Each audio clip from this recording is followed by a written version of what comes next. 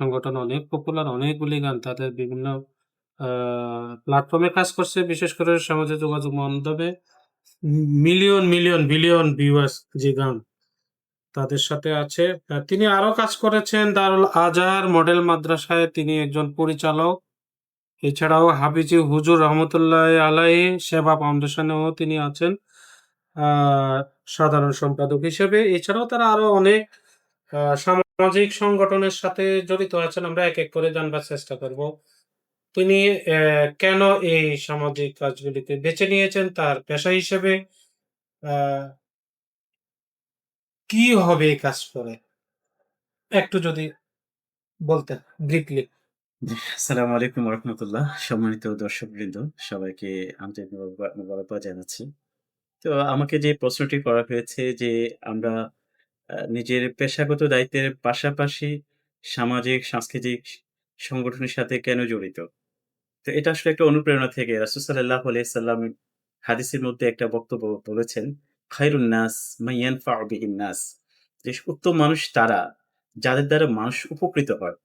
তো আমরা মনে করেছি যে শুধু নিছক আমি পৃথিবীতে আসলাম নিজের অ্যা আ বাড়ি গাড়ি করে অ্যা কিছু পানাহার করে পৃথিবী থেকে চলে যাবো, এটা জীবনের সার্থকতা হতে পারে না। নিজেকে মানুষের কাছে বিলিয়ে দেয়া। আমার চিন্তা, আমার চেতনা, আমার প্রতিভা এগুলো দিয়ে আমি কিভাবে সেবা করতে পারি, সেই চেতনা থেকে মূলত এই সাহিত্যের সাথে সম্পৃক্ত হওয়া। আ আমার সাহিত্যের মধ্য দিয়ে সুন্দর স যে বিষয়গুলো আছে সুন্দর মননের যে চর্চার যে বিষয়গুলো আছে, এই বিষয়গুলো আমরা চেয়েছি তরুণ প্রজন্মের কাছে ছড়িয়ে দিতে। পাশাপাশি সেবার মধ্য দিয়ে আমরা প্রত্যক্ষভাবে আমরা চেয়েছি যে সমাজে পিছিয়ে পড়া যে সমস্ত মানুষরা রয়েছে, অসহায় মানুষ আছে, তাদের পাশে দাঁড়ানোর একটা প্রয়াস থেকে মূলত আমরা হাফিজ হুজুর রহমতুল্লাহ সেবা ফাউন্ডেশনের মাধ্যমে আমরা দেশে এবং আন্তর্জাতিক পর্যায়ে আমরা কাজ করে যাচ্ছি। আলহামদুলিল্লাহ। ধন্যবাদ আপনাকে। আমরা আবারও জানবার চেষ্টা করব আমাদের সঙ্গীত চর্চা বর্তমান অবস্থা এবং ইসলামী সঙ্গীত চর্চা ২ টা কিভাবে যাচ্ছে? তরুণ প্রজন্মের মধ্যে আমরা কিছু জায়গায় দেখি খুবই উৎসাহব্যঞ্জক তারা ইসলামী সঙ্গীতকে ভালোভাবে নিচ্ছে। আবার যে হিসেবে সেটা হওয়ার কথা ছিল সেই পরিমাণ হয়তো আমরা পাচ্ছি না। কেন? জি, এটা আপনি খুব গুরুত্বপূর্ণ প্রশ্ন করেছেন।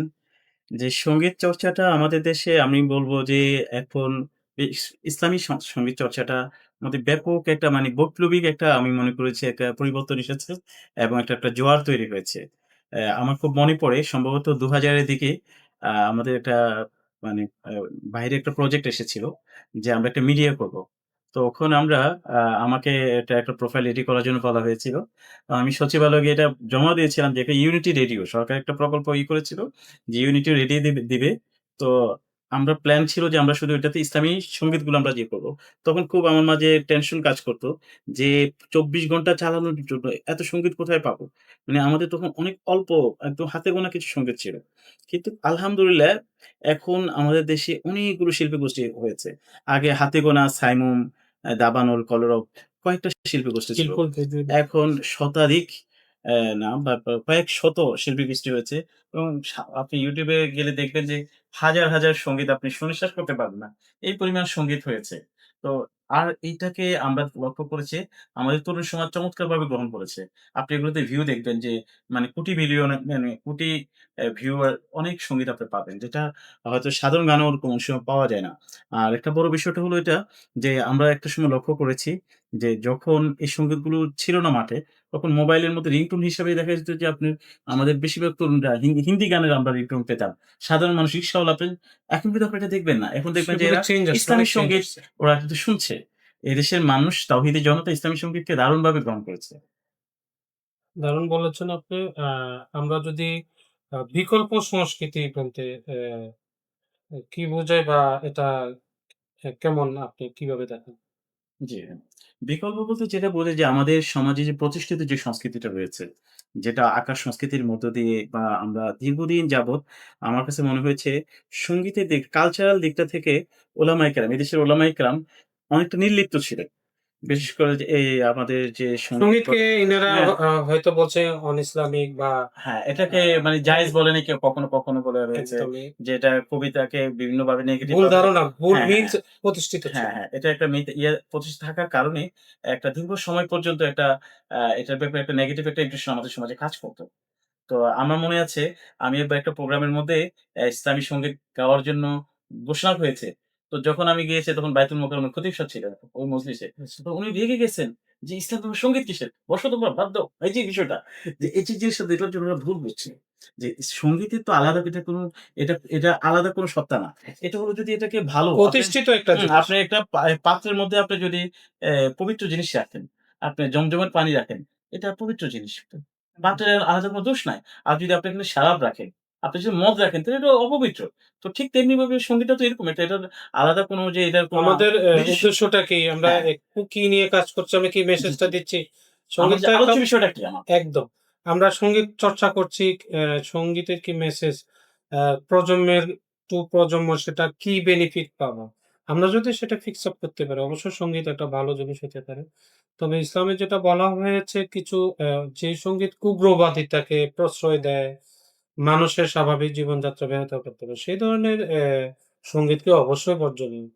কিন্তু আমরা বিকল্প সঙ্গীত বা ইসলামী সঙ্গীত বলতে যেটা বোঝাই আমাদের ইসলামী সংস্কৃতি, ইসলামী ধারা, মূল্যবোধ ঠিক রেখে জি, আমরা যদি সেটা সমাজে ছড়িয়ে ছিটিয়ে দিতে পারি। বিশেষ করে গজল বা ভক্তিমূলক গান বা ওই যে আগে বলা হতো কিছু জিনিস দেহতত্ত্ব গান, কাওয়ালি। কাওয়ালি, হুম, এখনো কাসিন্দা অনেক কিছু আছে কাসিডা যেগুলি হ্যাঁ। আমাদের মূল আমাদের যে মুসলমানদের যে সংস্কৃতি, ইসলামী সংস্কৃতি সেটা ধারক এবং বাহক। সেগুলোকে যদি আমরা উৎকর্ষ সাধন করতে পারতাম, আমরা ছড়িয়ে ছিটিয়ে দিতে পারতাম তাহলে প্রজন্ম থেকে প্রজন্ম সেটা উপকৃত হতো। না আলহামদুলিল্লাহ আমি মনে করি যে আমাদের বিকল্প একটা সংস্কৃতি দাঁড়িয়ে গেছে অলরেডি। আপনি দেখবেন যে এখনকার আমাদের এই তরুণ সমাজ ছেলেরা আ মানে মানে স্বাভাবিক গানের পাশাপাশি ব্যাপক পরিমাণে ইসলামী সঙ্গীত শুনছে। এবং এটা প্রচুর পরিমাণ আপনার এটা রিলিজও হচ্ছে। না হয় যদি না চলতো তাহলে কিন্তু এগুলো আসতো না মার্কেটে। আচ্ছা এই সমাজে তরুণ যে সমাজ এখন আমরা জেন-জি বলছি তাদেরকে আকৃষ্ট করতে পারে কি উদ্যোগ নিলে আপনি মনে করেন আমাদের সঙ্গীতকে তারা লুফে নিতে পারে বা জি, আমরা যেটা মনে করি যে সংগীত বলতে একটা সময় আমাদের মনে হতো, করা হতো আমাদের ইসলামিক অঙ্গনে যে সেটা হচ্ছে হামদ এবং নাত। রাসূলকে নিয়ে এবং আল্লাহকে নিয়ে। হামদে এলাহি জীবন নাতে ঘনিষ্ঠ রাসূল। যে অন্য যে বিষয়গুলো, এই বিষয়গুলো ছিল না। কিন্তু আমরা এখন লক্ষ্য করেছি যে এবং এটা প্রয়োজন এবং এর মধ্য দিয়ে আমি মনে করি যে তরুণ সমাজ ইসলামী সংগীতের প্রতি আকৃষ্ট হবে। সেটা হলো যে আমাদের যে আইডিওলজিটা, আমাদের বিভিন্ন যে আইডিওলজি, আমরা যে আমাদের সমাজের যে মানে যে চিত্রগুলো আপনার যে মানে সামাজিক নেগেটিভ অসঙ্গতিগুলো। এই অসঙ্গতিগুলো সংগীতের মাধ্যমে উঠে আসতে পারে। সমাজে তরুণ সমাজের যে প্রত্যাশা এগুলো কি এটা হতে পারে। বিশেষ আমাদের যে করে দাবি-দাওয়া, হ্যাঁ, যে আমাদের যে আমাদের যে হ্যাঁ, অধিকার আমাদের জীবন ঘনিষ্ঠ যে বিষয়গুলো, বিষয়গুলোকে যখন আমরা নিয়ে আসবো, আমাদের সামাজিক বিষয়গুলো, আমাদের পারিবারিক বিষয়গুলোকে যদি আমরা আমাদের সঙ্গীতে নিয়ে আসি, তাহলে তাহলে স্বাভাবিকভাবে আমাদের অবশ্যই তরুণ সমাজ এটাকে গ্রহণ করবে। তরুণ সমাজ ইতিবাচকভাবে নিবে আমি মনে করি। আমিও আপনার সাথে একমত। আচ্ছা, আ আমাদের দেশে কিছু আ সাহিত্য বা সঙ্গীত চর্চার নামে কিছু সংগঠন দেখা যায় যে তারা পার্শ্ববর্তী কোনো দেশের অথবা কোনো ইন্টারন্যাশনাল প্ল্যাটফর্মে তারা কাজ করে আমাদের দেশ বিরোধী, আমাদের সংস্কৃতি বিরোধী, আমাদেরকে এটাকে one kind of cultural aggression যেটাকে বলা হয়, সাংস্কৃতিক যে আগ্রাসন সেটা থেকে কিভাবে আমরা উত্তরণের পথ বের করব?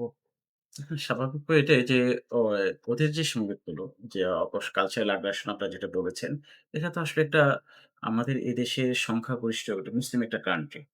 আমাদের কিছু তাহজিব তামাদ্দুন রয়েছে। আমাদের নিজস্ব কিছু স্বকীয়তা রয়েছে, কিছু প্রতিষ্ঠিত আমাদের কিছু কালচার রয়েছে। তো একদম। এই কালচার গুলোকে একটা বিগ বাজেট দিয়ে আমাদের সমাজের আমাদের বিশেষ করে আমাদের তরুণ সমাজকে বিভ্রান্ত করে মধ্য দিয়ে একটা আমাদের সমাজে একটা বিশৃঙ্খলার প্রয়াস কিছু মানুষ কিছু বহুদিন থেকে এটা চলে আসছে। তো এটার জন্য আমাদেরকে যেটা করতে হবে স্বাভাবিকভাবে যেখানে অন্ধকার থাকে, অন্ধকার দূরীভূত করার সবচেয়ে সুন্দর হলো যে সেখানে আলো জ্বালিয়ে দেওয়া। তো আমরা মনে করি যে ওগুলোর ইয়েতে আমাদেরকে বিগ বাজেটের এখন হচ্ছে আলহামদুলিল্লাহ আপনি জানেন যে একজন ভাই আছেন। উনি উনার সংগীতগুলো করেন ২০,০০,০০০ ৳২৫,০০,০০০ বাজেটে কিছু গান করতেছেন। তো যেটা ওরা করে থাকে অপ্রশস্ত অঙ্গনে যেটা যাদের তাদের কোনো সীমাবদ্ধতা মানে প্রচুর পরিমাণ প্রচুর সাপোর্ট আছে, বাজেটও বাজেট থাকে। থাকে রাইট। তাদের। তো আমাদের বাজেট হয়তো ওরকম না। কিন্তু আমি মনে করি যে আমাদের সমাজের বিত্তশালী ব্যক্তিরা যদি এগিয়ে আসেন বিভিন্ন আপনার ইন্ডাস্ট্রি যাদের সামর্থ্য আছে, যাদের যারা ইচ্ছা করলেই এখানে এটা তারা কিন্তু অংশীদারিত্বমূলক প্যাট্রোনাইজ সহযোগিতা করতে হ্যাঁ, পারে, প্যাট্রোনাইজ ফাইন্যান্সিয়ালি করলে এফোর্টটা দিতে পারে, তাহলে অবশ্যই আমাদের এই জায়গাটা আরো এটা সুদৃঢ় হবে বলে সুদৃঢ় আমি হবে মনে করি। এবং ভালো কিছু কাজ আমরা সমাজকে দিতে পারবো ইনশাআল্লাহ। কারণ আমাদের প্রচুর পরিমাণ গীতিকার আছে, সুরকার আছে। একদম অনেক মেধাবী জি, আছে। জি। মেধাগুলাকে আমরা যদি ডিসকভার করে তাদের মেধা মূল্যায়ন সাপেক্ষে তাদেরকে যদি তুলে জাতির ধরার সামনে তুলে একটা ধরা যায়। জি, জি, জি। প্রমোট আমরা যখন দেখি আমাদের একজন আ আন্তর্জাতিক পরিমণ্ডলে সে ক্রীড়া প্রতিযোগিতা বা কোরআন তেলাওয়াত প্রতিযোগিতা অথবা আজান আ তো এই জায়গাগুলোতে তারা দেখা যায় 1st, 2nd, 3rd হয়ে যায়। কিন্তু আমাদের দেশে যখন এয়ারপোর্টে আসে তাদেরকে কোনো লাল গালিচার শুভেচ্ছা বা ফুলের শুভেচ্ছা বা আ একটু মিনিমাম যে সম্মান সম্মাননা দেওয়া হয় সেটাও তাদেরকে। দেওয়া হয় না। হুম, অথচ একটা ক্রীড়া আ এ কি বলবো? হুম, ৬ একটা ছক্কা ক্রিকেটার বা ফুটবলার যখন একটা ভালো আ পারফরম্যান্স রেজাল্ট দেন। নিয়ে আসে তাদেরকে একেবারে প্রধানমন্ত্রী কার্যালয়তে অথবা প্রেসিডেন্ট পর্যন্ত তাদেরকে গার্ড অব অনার দিয়ে থাকে, সম্মানিত করে থাকে। তো এইখানেও একটা বৈষম্য আমি মনে করি। সে যেটা ২ টাই হতে পারত মর্যাদার ভিত্তিতে। জি, যেহেতু জি। ২ টাই আমাদের দেশের সম্মান বয়ে এনেছে। সে যে মাধ্যমেই হোক না কেন জি। সেখানে রাষ্ট্রীয়ভাবে এগুলা প্যাট্রোনাইজ করা উচিত বলে আমিও মনে করি। আপনার সাথে একমত। আমরা নতুন প্রজন্ম নিয়ে কাজ করতে চাই, নতুন প্রজন্মকে নিয়ে এগিয়ে যেতে চাই। আ সুদূর প্রসারী একটা লং টার্ম ইফেক্ট আমরা কিভাবে পাবো? নতুন প্রজন্মের মাধ্যমে আমরা আমাদের কালচার, আমরা আমাদের যে বেসিক, আমাদের যে বেস, আমরা কোথা থেকে এলাম, কোথায় যাচ্ছি, কোথায় যাবো? এই মেসেজ গুলো দেওয়ার জন্য আর কি পদক্ষেপ নেয়া উচিত বলে আপনি মনে করেন? সেটা রাষ্ট্রীয়ভাবে হতে পারে, বেসরকারি উদ্যোগে হতে পারে, যাদের সামর্থ্য আছে তারা এগিয়েও আসতে পারে। প্রথমত মনে করি যে আমাদের নতুন প্রজন্মকে এ আপনার ঢেলে সাজাতে হলে যে মৌলিকভাবে যে কাজটা করতে হবে আমাদের এডুকেশন নিয়ে কাজ করতে হবে। ফেথ বেসড এডুকেশন যেটাকে বলা হয়, বিশ্বাসভিত্তিক শিক্ষা। আজকে আমরা যেটা লক্ষ্য করেছি, আজকে আমাদের এই নতুন প্রজন্ম এদেরকে একটা মেসেজ দেয়া হচ্ছে যে, "তোমার সফলতা কি? তুমি যদি তোমার অন্যের পকেটের টাকা তোমার পকেটে আনতে পারো, তাহলে তুমি সফল।" তার যে আইডিওলজি, তার যে আদর্শ, তার যে সততা, তার যে সত্যবাদিতা, ন্যায়পরায়ণতা, এই যে বোধগুলো, এই বোধগুলোকে পরিকল্পিতভাবে নষ্ট করে দেয়া নষ্ট হয়েছে। করে আপনারা দেয়া লক্ষ্য হচ্ছে। করেন আমাদের সময় আমরা যে কবিতাগুলো পড়তাম, সকালে উঠে আমি মনে, মনে বলি সারাদিন আমি যেন ভালো হয়ে চলি। এই যে চমৎকার যে কথামালাগুলো, হ্যাঁ? আপনার কে শোনালো মোরে আজানের ধ্বনি। এই যে বিষয়গুলো যেগুলো আমাদের আইডিওলজিকে, আমাদের আদর্শকে জাগ্রত করে দেয়। সেখানে এটা না করে আমাদের কি করা হচ্ছে? আজকে আমাদেরকে মিক্সিং শেখানো হচ্ছে। আজকে আমাদেরকে বিভিন্নভাবে আমাদের পড়াশোনার মধ্যে আমাদের আজকে দেওয়ান মোহাম্মদ সমকামিতাকে প্রমোট করা প্রমোট করা হচ্ছে। হচ্ছে। আমাদের এখানে যে ইসলামিক স্কলার ছিল যে দেওয়ান মোহাম্মদ আজরফ আজেরও স্যার হ্যাঁ, বা আরো যারা আল ছিলেন মাহমুদ। আল মাহমুদ এদেরকে সবসময় নিগৃহীত করা হয়েছে, আমাদের মূল্যায়ন করা ফরুক হয়নি। আহমেদ। ফরুক আহমেদ যাকে হুম, ইসলামী রেনেসাঁর রেনেসাঁর কবি কবি বলা বলা হয়। হয়, জি। সেটা কিন্তু আমাদের প্রজন্ম এখনো প্রশ্ন করলে বলতে পারবে না যে আমাদের ইসলামী রেনেসাঁ কবি কাকে বলা হয়। কারণ এই উনার লেখা কোথাও পাওয়া যায় না, কোনো বইতে রাখা হয় না, পাঠ্য বইতে। দুঃখজনক। এটাকে তারপরে ইনটেনশনালি গোলাম এগুলোকে মোস্তফা, করা হয়েছে। গোলাম মোস্তফার অনেক লেখা আমরা এখন পাইনি। জি। তো ফরুক আহমেদের লেখাও পাই না, গোলাম মোস্তফার লেখাও পাই না, এবং এই সদ্য কিছুদিন আগে তিনি প্রয়াত হয়েছেন কাজী আসাদ। হুম, তাকেও অনেক মামলা অনেকভাবে নিগৃহের শিকার হয়ে তিনি শেষ পর্যন্ত মৃত্যুকে অ্যা অ্যা বরণ করেছেন। জি। তো ফেসিবাদের রোষানলে পড়ে তার প্রতিষ্ঠান ভেঙে দেয়া হয়েছে, পুড়িয়ে দেয়া হয়েছে, তাকে জেলে। তো এভাবে এখনো আমরা যারা আছি, যারা একটু ইসলামিক মূল্যবোধে বিশ্বাসী, ইসলামিক কালচারে বিশ্বাসী এবং দেশের মেধা মননে যারা আমাদের এই সংস্কৃতির লালন এবং বাহক, তারা বিভিন্ন জায়গায় বৈষম্যের শিকার হন। তাদেরকে উঠতে দেওয়া হয় না, তাদেরকে বিভিন্ন মঞ্চে কথা বলতে দেওয়া হয় না। অথবা তারা একটা ভালো কাজ করলে সেটাকে কোথাও আলোচনায় নিয়ে আসা হয় না।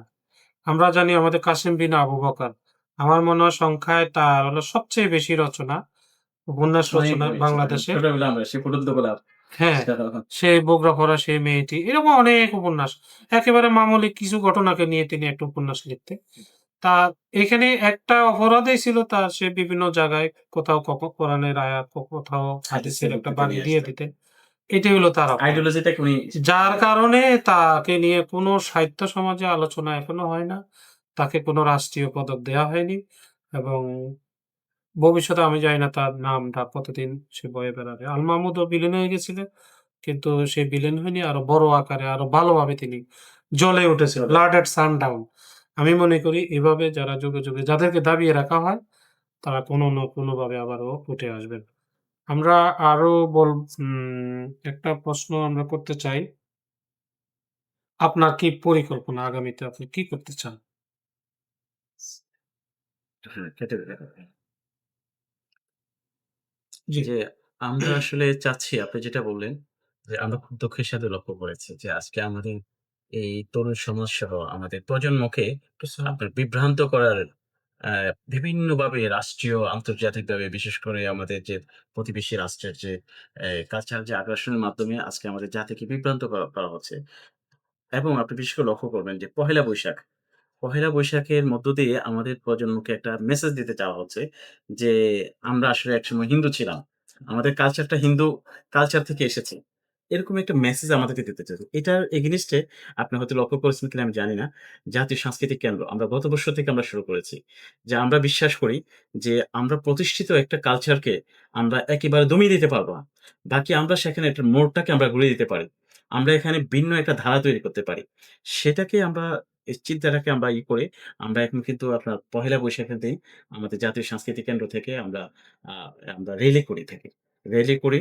তো আমাদের রেলিটা আপনারা লক্ষ্য করবেন আমরা গত বছর যেটা রেখেছি সেখানে আমাদের আসলে গ্রামে এটা যতটুকু দরকার তা সেই পরিমাণ কিছুই না। আমরা দেখি এবারে ২ বছরে একটু ঝিমিয়ে থাকলেও এই বছর আমরা যেভাবে চৈত্র সংক্রান্তি দেখেছি, হুম, আমরা চৈত্র সংক্রান্তির বিরোধী না।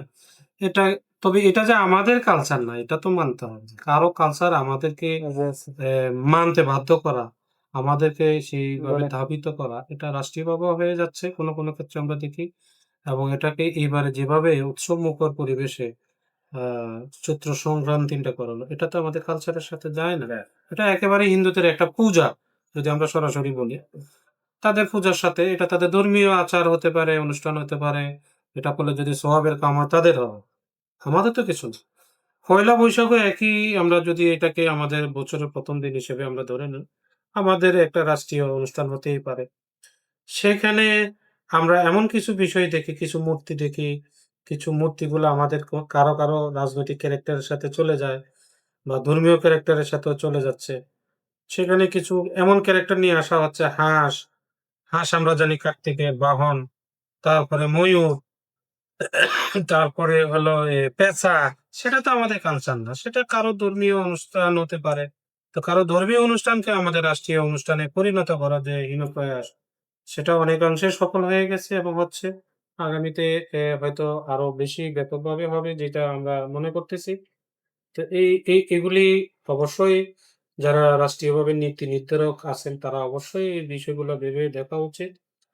আমরা কারো সাথে সাংঘর্ষিক পর্যায়ে যেতে চাই না। তারা তাদের অনুষ্ঠান করবে, তারা চৈত্র সংক্রান্তি করবে। পয়লা বৈশাখ আমরা করব। এটা হলো নিয়ম। কিন্তু আমরা দেখি যে আমাদেরও এবার অনেকে আগ বাড়িয়ে চৈত্র সংক্রান্তি করেছে। একটানা ২-৩ দিন ব্যাপী যখন অনুষ্ঠান হয়ে যায়, চৈত্র সংক্রান্তি শুরু হলো, পয়লা বৈশাখ অনুষ্ঠান আরো ২ দিন শুরু হয়ে গেল। পূজাটা পুরা একাকার হয়ে গেল আমাদের অনুষ্ঠানের সাথে। অথচ এরশাদের আমলে একটা আইন করা হয়েছিল। পয়লা বৈশাখ কিন্তু কলকাতায়ও একদিনের পরে হয়। তাহলে আমরা কেন একদিন আগে করি? তাহলে চৈত্র সংক্রান্তি হওয়ার পরে একদিন গ্যাপ থাকলে পরের দিন যদি পয়লা বৈশাখ হয়, তাহলে কিন্তু এই পূজাগুলো একসাথে হয়ে যায় না। মানে একদম গুলিয়ে ফেলা হয় না। এটা কিন্তু মামলার শেষ পর্যন্ত রায়ও হয়নি। মধু দামোদর আমলে, এরশাদের আমলে এইটা নিয়ে এখনো মূল মামলা আছে আমাদের ক্যালেন্ডার পরিবর্তন। কারণ পয়লা বৈশাখ কলকাতা হয় একদিন পরে। তাহলে আমরা কেন একদিন আগে করছি? এই বিভেদগুলো আছে। আর এটা আসলে রাষ্ট্রীয় অনুষ্ঠান। রাষ্ট্রীয় যে প্রথা, রাষ্ট্রীয় যে কালচার কৃষ্টি রাষ্ট্রীয়ভাবেই করা উচিত এবং সেটা সবাই স্বতঃস্ফূর্তভাবে করা উচিত। আর ধর্মীয় মূল্যবোধের যে বিষয়গুলি অবশ্যই ধর্মীয় যারা ধর্মপ্রাণ তারা তাদের ধর্ম পালন করবে। সেখানেও কোনো বাধা দেওয়ার কোনো কিছু নাই। কেউ কারো বাধা হওয়ারও কোনো কারণ আমি দেখি না।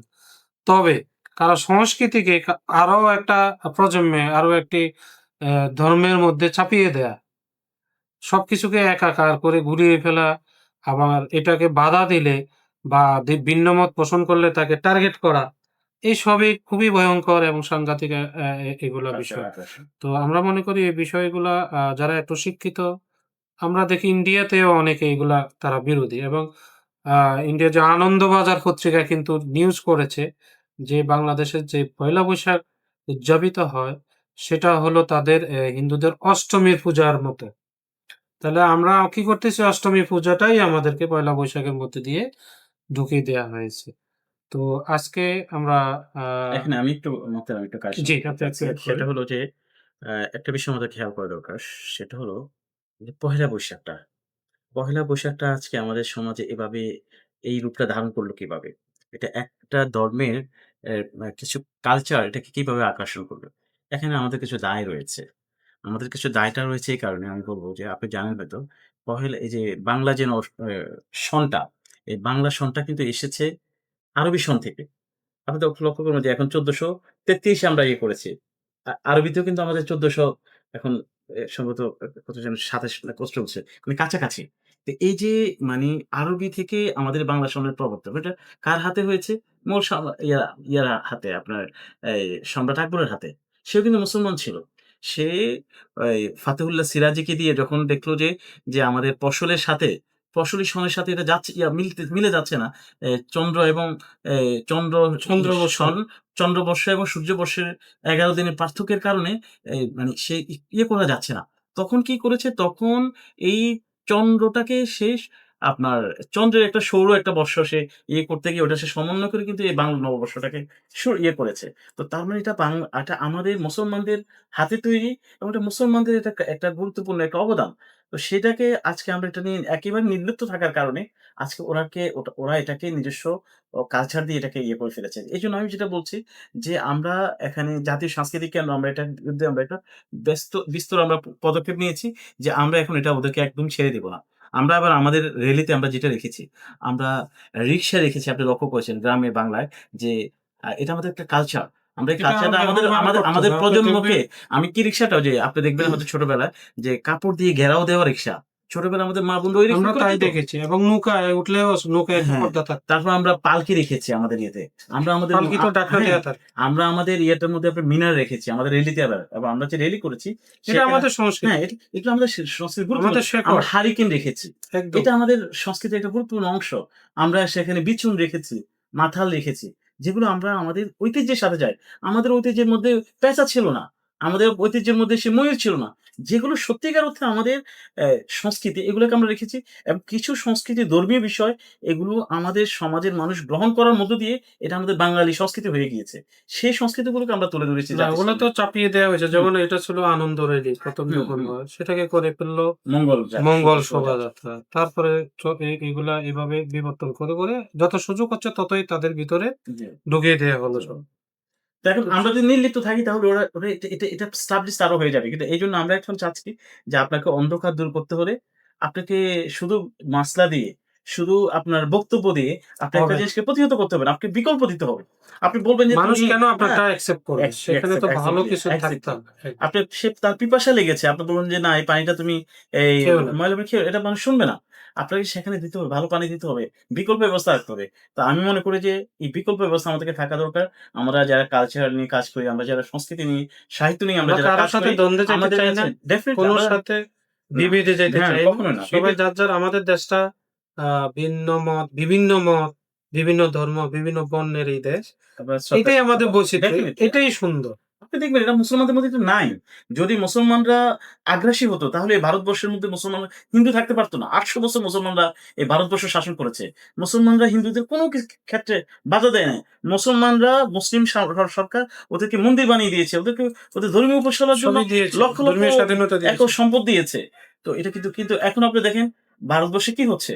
সেখানে ওরা যেভাবে এখন করছে মুসলমানদের উপর আগ্রাসন চালাচ্ছে বা আমাদের দেশেও মাংস রাখার কালচারাল ভাবে অপরাধে যে আগ্রাসন চালাচ্ছে, এইভাবে যদি মুসলমানরা করত, তাহলে পুরো কোন ভারতবর্ষে হিন্দু হিন্দু থাকতো না। থাকতো না। তো সুতরাং মুসলমানরা আমরা সবসময় আমরা অন্যান্য অনেক বেশি ধর্মের মানুষের সহনশীল। থেকে আমরা সহনশীল। একদম।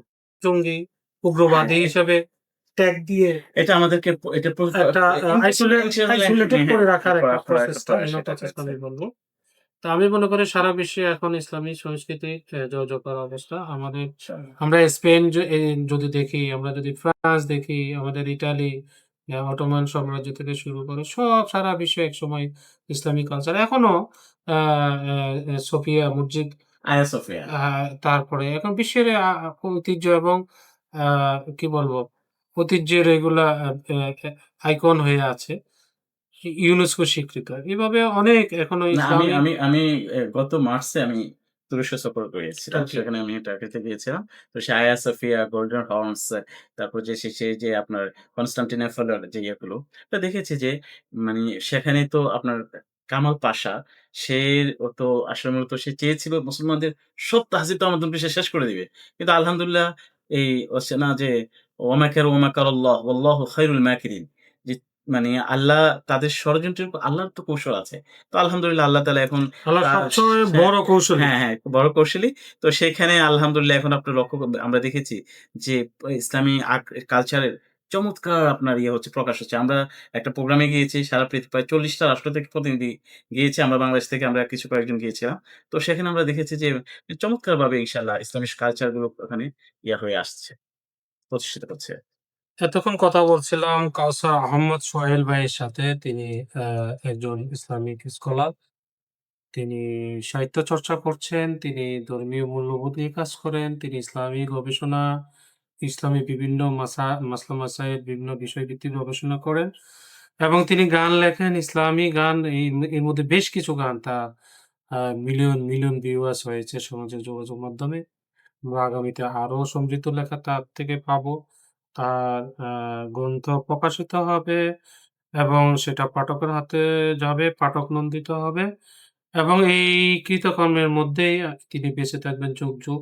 সে আশা আমরা করতেই পারি। আজকে প্রতিবিম্ব প্রকাশের স্টুডিওতে আসার জন্য কায়সার আহমেদ সোহেল ভাইকে জানাচ্ছি নিরন্তর শুভকামনা, কৃতজ্ঞতা, মোবারকবাদ। তার উত্তরোত্তর সাফল্য কামনা করি এবং তিনি যেন সুস্বাস্থ্য নিয়ে বেঁচে থাকতে পারেন, তার দীর্ঘ জীবন কামনা করছি। ধন্যবাদ জানাচ্ছি আপনাকে। জি, আপনাকে অনেক ধন্যবাদ। চমৎকার আপনি সাহিত্য সেবা দিয়ে যাচ্ছেন জাতিকে। কালের প্রতিবিম্ব, আপনাদের অনেক প্রকাশনা মাশাআল্লাহ। আমি খুব দোয়া করি আল্লাহ রাব্বুল আলামিন আপনাদের এই প্রয়াসকে খুব কবুল করুক। দেশ জাতির কল্যাণে আপনাদের এই কাজকে আরো গতিময় করুক। প্রত্যাশা করছি। ধন্যবাদ সবাইকে। ধন্যবাদ। যে যেখান থেকে দেখছেন সবাইকে আবারও ধন্যবাদ। আল্লাহ হাফেজ।